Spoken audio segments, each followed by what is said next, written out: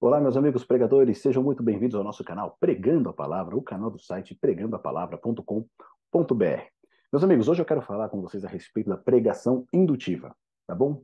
Nós já falamos a respeito do estudo indutivo em outros vídeos, tá bom? Vou deixar aqui no card para você que ainda não ouviu falar do estudo indutivo ou o que é o estudo indutivo. E hoje eu quero tratar o tema da pregação indutiva. O que é a pregação indutiva e como ela pode melhorar a sua maneira de transmitir a palavra de Deus. Tá certo? Então, fica comigo até o final desse vídeo. Deixe já o seu like aqui no nosso vídeo, faça o seu comentário caso você concorde ou discorde do que vai ser abordado aqui e apresentado. E não se esqueça de se inscrever no nosso canal e divulgar os nossos vídeos com os nossos amigos que também têm um apreço pelo tema da pregação. Tá bom? Eu acredito que todo pregador, em algum sentido, por mais fiel que ele seja à palavra de Deus, em um determinado momento ele vai chegar a um ponto em que ele vai falar como que eu posso ser mais efetivo em transmitir a palavra de Deus, tá bom? E nos últimos meses eu comecei a perceber isso. Eu já disse para vocês que eu sou amplamente favorável à maneira de pregar expositiva, tá certo? Se você ainda não sabe o que é pregação expositiva, acesse esse vídeo aqui depois e confere lá o que é pregação expositiva. Basicamente, ler o texto bíblico, explicar o texto bíblico e aplicar o texto bíblico de acordo com a realidade das pessoas, de acordo com a realidade da nossa congregação, tá bom?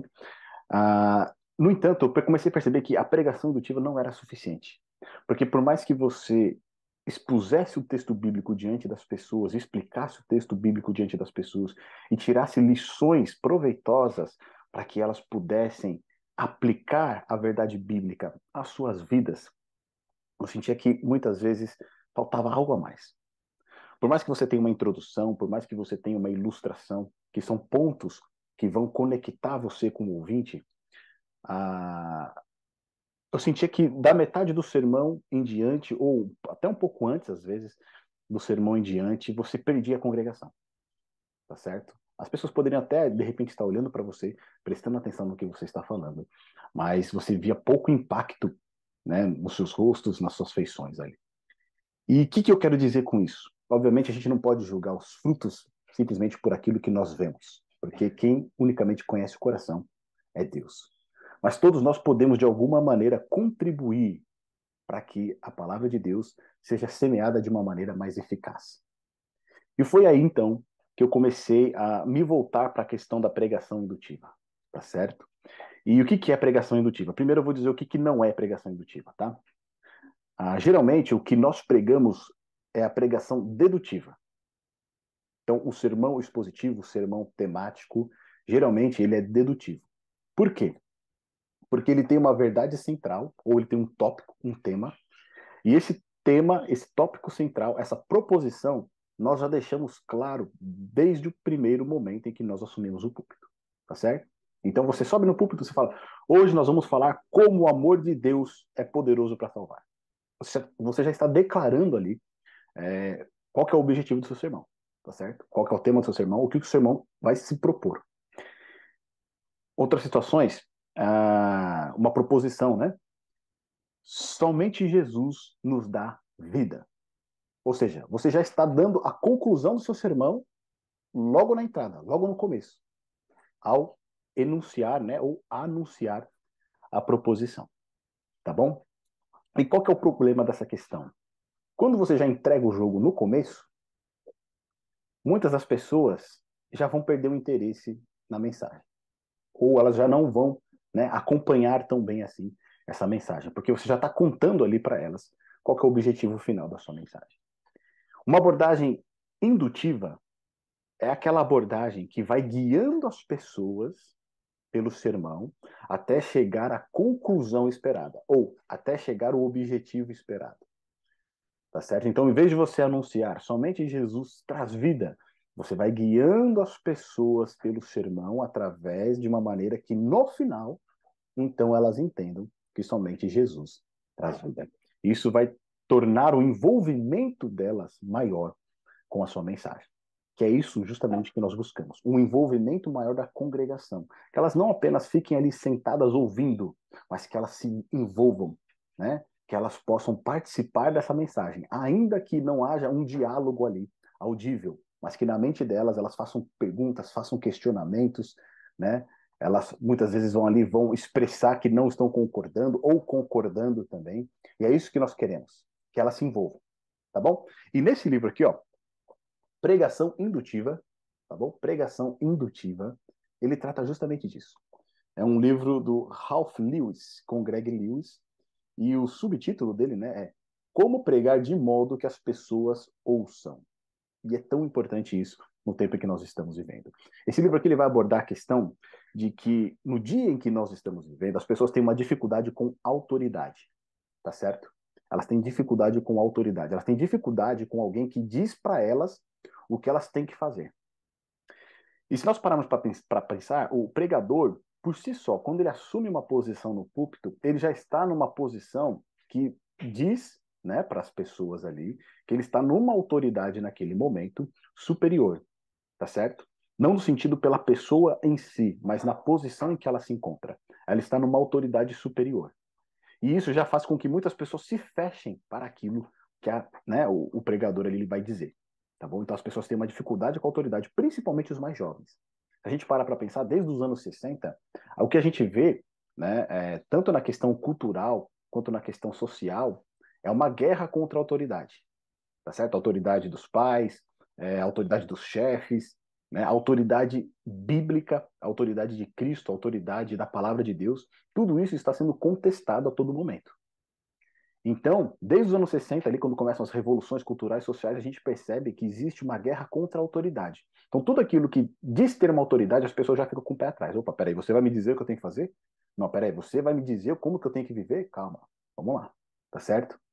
Então, como que a gente pode pregar de maneira que as pessoas ouçam? E aqui eu vou destacar alguns pontos que eu separei para vocês, para a gente entrar nessa questão da autoridade bíblica, tá certo? E ele começa com uma pergunta justamente assim: por que mais pessoas não prestam atenção quando pregamos? Quais as implicações de nossa era eletrônica que ela tem, né, para a nossa pregação? Como que a questão da era eletrônica ela influencia a nossa pregação?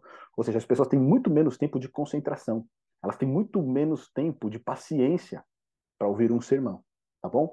E aí ele vai dizer assim, ó, o crente que passa 50 horas por ano no banco da igreja a ouvir mensagens, talvez 100 horas, se ele for também nos cultos, né, à noite, fica em frente das telas 2.000 horas a cada ano. Isso aqui a gente está falando de televisão, tá bom? E para você ter uma ideia, esse livro aqui, ele foi escrito, a primeira publicação dele, deixa eu ver aqui, em 83, meus amigos.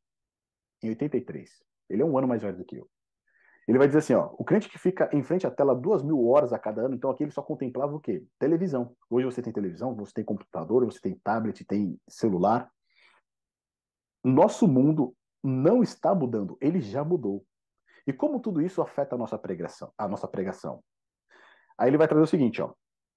A análise do cérebro dividido, feita pela ciência cognitiva, classificaria os sermões tradicionais que são pregados, tanto sua pregação quanto a sua escuta, com as atividades da parte esquerda do cérebro. A homilética apoia-se fortemente em análise lógica e linguagem. Os sermões frequentemente destacam mais os conceitos intelectuais do que os ingredientes imaginativos ou inventivos. Uma visão sequencial em lugar de holística. Fatos mais que sentimentos. Orientações racionais em vez de relacionais.